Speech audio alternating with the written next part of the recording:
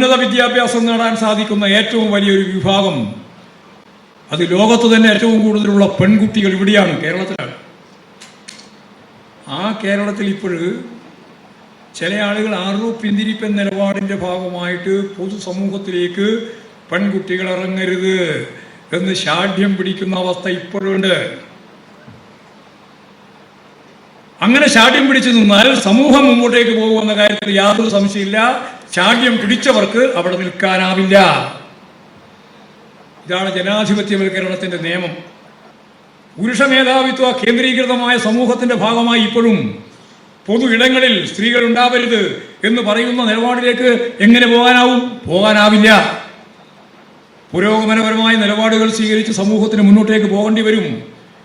ആ പുരോഗമനപരമായ നിലപാട് നവോത്ഥാന പ്രസ്ഥാനത്തിൻ്റെയും ദേശീയ പ്രസ്ഥാനത്തിൻ്റെയും കമ്മ്യൂണിസ്റ്റ് പ്രസ്ഥാനത്തിൻ്റെയും എല്ലാം കൂട്ടായ ശ്രമത്തിൻ്റെ, അല്ലെങ്കിൽ അത് പിൻപറ്റി മുമ്പോട്ടേക്ക് വന്ന കേരളീയ സമൂഹത്തിൻ്റെ ഭാഗമായി രൂപപ്പെട്ടത് തന്നെയാണ്. അതുകൊണ്ട് ഇന്ന് ലോകത്ത് തന്നെ ഏറ്റവും കൂടുതൽ ഉന്നത വിദ്യാഭ്യാസം നേടുന്ന സ്ത്രീകളുള്ള നാട് ഈ കേരളമാണ്.